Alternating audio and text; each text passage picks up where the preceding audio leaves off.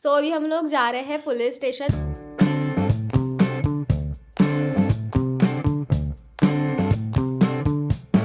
सो यहाँ पे मैं अपनी कुछ बेसिक सी चीज़ें ले रही हूँ जो मुझे लगता है कि लगने वाली है। तो फर्स्ट मैं ले रही हूँ हमारा हो मेरा पासपोर्ट लग सकता है शायद। उसके बाद फिर हमारी जो शादी का मैरिज सर्टिफिकेट है, रेसिडेंस प्रूफ। सो ये रेसिडेंस प्रूफ है, तो तेरे डॉक्यूमेंट्स मैं लेके जा रही हूँ। देखते हैं, उन्होंने फ़ोटो का बोला कि वो वहाँ पे फ़ोटो खिंचवा लेंगे। हमने खाना भी नहीं खाया सुबह, तो मे भी शायद रास्ते में हम लोग कुछ खाएंगे। तो बस अभी मैं और क्रिस हम दोनों निकल रहे हैं। बीवी को देखो ऐसे देखती रहती है हम लोगों को। जब भी हम लोग ना ये मेन गेट के पास जाते हैं, थोड़ी देर बाद ना ये यहाँ पे आके यहाँ पे जंप करेगी। तो बाय बाय मिमी, यहाँ पे आके बैठी ना।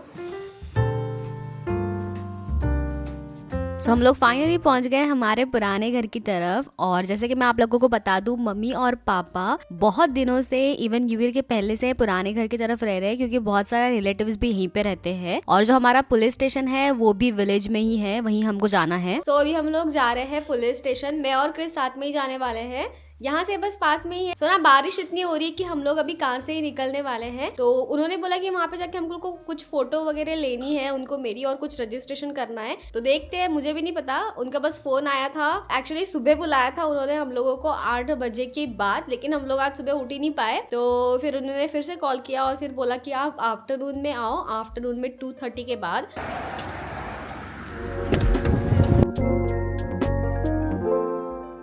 वैसे आप लोगों को पता है हमारे विलेज में ना एक ही घर है जो एकदम बंगलो स्टाइल में बनाया गया है, लेकिन इतना बड़ा घर होने के बाद भी यहाँ पर कोई रहता नहीं है। ये जो बंगलो है ना, इनके आजू बाजू वाले घर से इसका स्टाइल काफी ज्यादा हटके है, एकदम एशियन स्टाइल में इसको बनाया गया है। हमें खाए मम्मा। सो मैं, मेरी मदर इन लॉ और क्रिस, हम तीनों पहुंच गए हैं पुलिस स्टेशन। हमें यहाँ पे कुछ रजिस्ट्रेशन करवाने आना था। लास्ट ईयर मैं यहाँ विलेज में रहती थी और फिर बाद में हम लोग नए घर में शिफ्ट हो गए थे। तो एज अ फॉरेनर आप जब भी एक सिटी से दूसरे सिटी जाते हो या जब भी प्लेस चेंज करते हो, तो आपको लोकल पुलिस स्टेशन में जाके रजिस्ट्रेशन करवाना होता है आपके कंप्लीट एड्रेस के साथ। Later that same evening. Hello, good evening everyone. So actually अभी इवनिंग का टाइम हो रहा है और जो एक क्रिस की कज़िन है ना, जो शंघाई में रहती है, सो उन्होंने आज हमको ना डिनर पे इनवाइट किया है सबको, क्योंकि कुछ दिन बाद वो वापस जाने वाली है। तो मैं तो घर पे हूँ, क्रिस बाहर गया था एक्चुअली। ये ना मेरी हालत अभी भी ठीक नहीं है, तो क्रिस अकेले ही गया था फिर बाहर घूमने के लिए। मेरा मन नहीं कर रहा था, तो वो एक्चुअली ना अभी मुझे लेने के लिए आया है। सो ना अभी हमारी बिल्डिंग से मैं नीचे आ गई हूँ, तो बस मेन गेट के पास मैं पहुँच गई हूँ। मैं बस वेट कर रही हूँ। वो क्रिस बोल रहा है कि यहाँ पे ना ट्रैफिक बहुत ज़्यादा है, तो वो ट्रैफिक में फंसा हुआ है, तो कुछ टाइम उसको लगेगा आने के लिए। तो सेम पे वेट करती हूँ उसका मैं। वाह, तो ज़ोला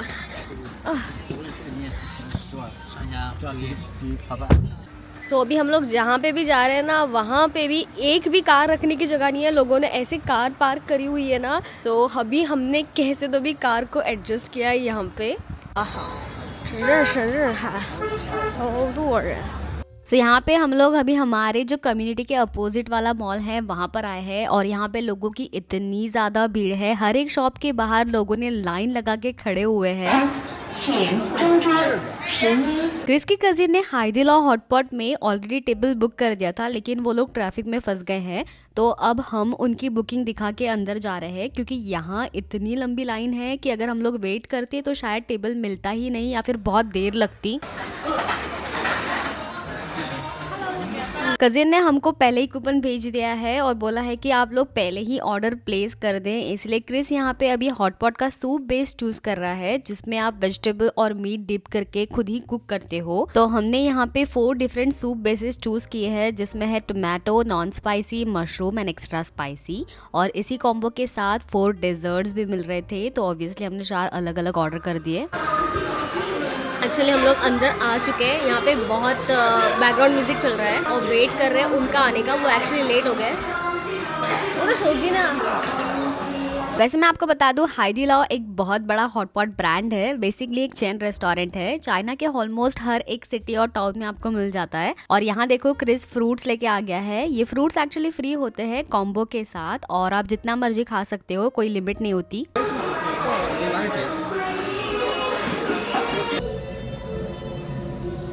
सच बोलूँ तो हाइदीलाओ की सर्विस एकदम टॉप नॉच होती है। मैं भी वॉशरूम आई और यहाँ देखा कि यहाँ पे अगर आपको कुछ भी चाहिए हो, टिश्यू से लेकर सैनिटरी पैड्स तक, बस आपको एक नंबर पे कॉल करना है और वो तुरंत ला के दे देते हैं।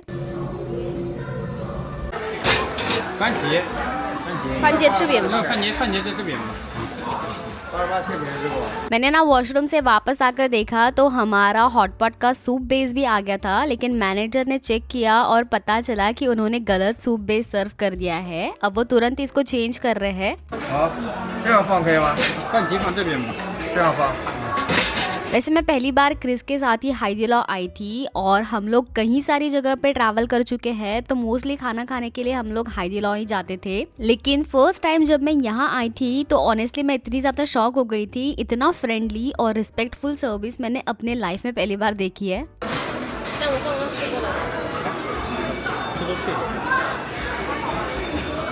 यहाँ पे स्टाफ लिटरली आपका जैकेट संभालते हैं, आपको हर एक चीज हाथ में लाके देते हैं और सब कुछ करने के बाद भी एकदम पोलाइट और रिस्पेक्टफुल रहते हैं। और सिर्फ हाइदीलाओ में ही नहीं, यहाँ के ऑलमोस्ट सारे रेस्टोरेंट में छोटे से छोटे जगह पे आपको यहाँ पे कस्टमर के टूवर्ड्स एकदम रिस्पेक्टफुल स्टाफ ही मिलेगा।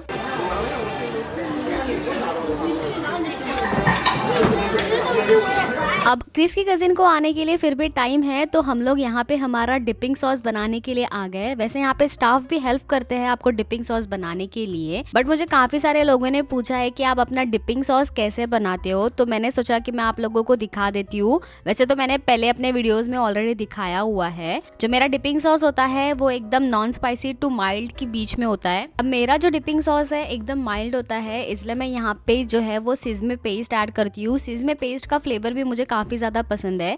उसके बाद मैं सीज़मे ऑयल ऐड करती हूँ और फिर उसके बाद ढेर सारा गार्लिक का पेस्ट। गार्लिक का पेस्ट से ना बहुत ज्यादा उमामी फ्लेवर आता है।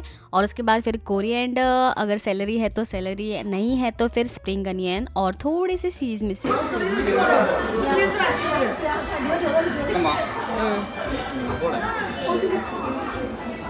अब क्योंकि मैं इस डिपिंग सॉस को माइल्ड रखती हूँ, इसलिए मैं लाल मिर्ची का पेस्ट और चिली ऑयल ऐड करती हूँ, जिससे ये नॉन स्पाइसी हो जाता है लेकिन टेस्ट काफ़ी अच्छा आता है। और बस लास्ट में थोड़ा सा vinegar and light soya sauce and that's it.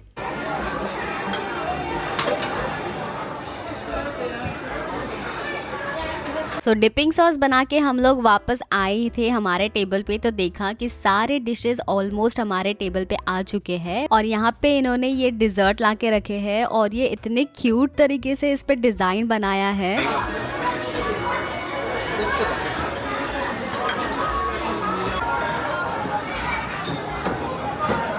Almost 45 minutes के ऊपर हो गया है, हम लोग हमारे रिलेटिव्स का वेट कर रहे हैं। और मैं जैसे कि आपको बता दूं, इन्होंने जो कॉम्बो लिया था वो 8 से 9 लोगों के लिए लिया था और इसका प्राइस ऑलमोस्ट पड़ा था 10,000 INR के आसपास, जो कि सच में काफी ज्यादा एक्सपेंसिव है।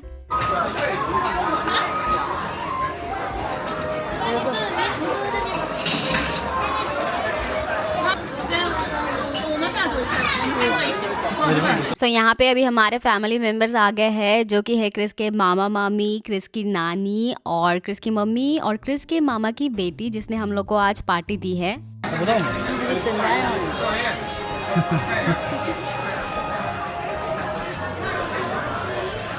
अब यहाँ पे क्रिस की कजिन और क्रिस ने दोनों ने ना सारी चीज़ें हॉटपॉट में डालना स्टार्ट कर दिया है। सबसे पहले हॉटपॉट में हमेशा जाता है मीट, क्योंकि मीट को पकने के लिए टाइम लगता है और बाकी सारी जो वेजीज है काफ़ी जल्दी 1 सेकेंड 2 सेकेंड में पक जाती है।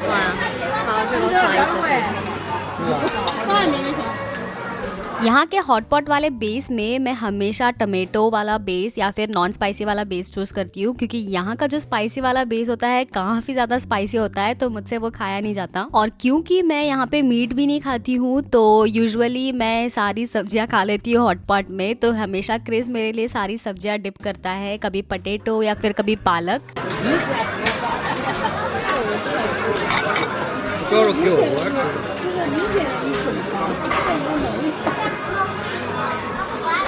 जब भी मैं हॉटपॉट वाली या फिर माराथांग जैसी जगह में जाती हूँ ना, तो मुझे ये योथियाओ वाली चीज़ बहुत ज़्यादा पसंद है। एक बेसिकली जो होता है ये फ्राइड डो स्टिक होता है, जो कि हॉटपॉट के साथ काफ़ी टेस्टी लगता है। एक ब्रेड जैसा होता है जिसको डीप फ्राई करते हैं ऑयल में। यहाँ का बहुत कॉमन ट्रेडिशनल फूड है ये।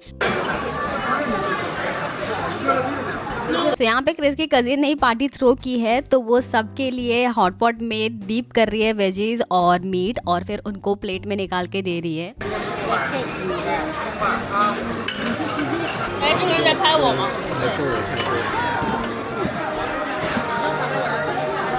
拜拜。马上要把你放进你。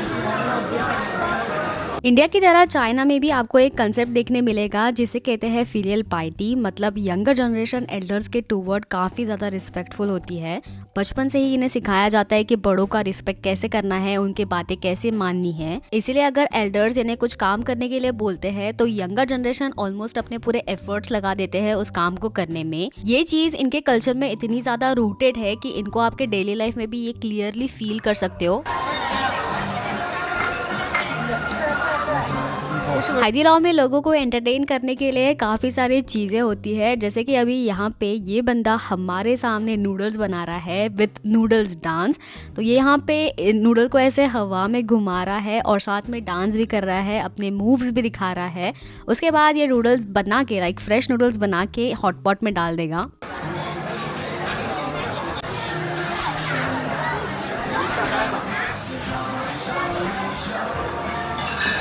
हाइदीलाओ में इसी के साथ साथ काफ़ी सारी सर्विसेज में मिलती है, जैसे कि अगर आप अपने बर्थडे के टाइम पे हाइदीलाओ आते हो तो उस टाइम पे आपको एक नूडल का बोल भी मिलता है और साथ ही सारा स्टाफ आपके बाजू में आके खड़ा होके बर्थडे सॉन्ग गाने लगता है।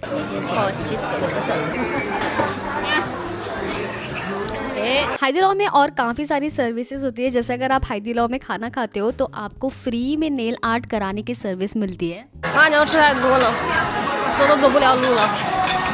लेकिन हमने कोई नेल आर्ट नहीं कराया क्योंकि ऑलरेडी काफ़ी लेट हो चुका था खाना खाते खाते। तो हम लोग गए हमारे नए घर की तरफ और मम्मी और बाकी सारे रिलेटिव्स गए विलेज की तरफ। तो आज के वीडियो के लिए बस इतना ही, मिलते हैं नए वीडियो में।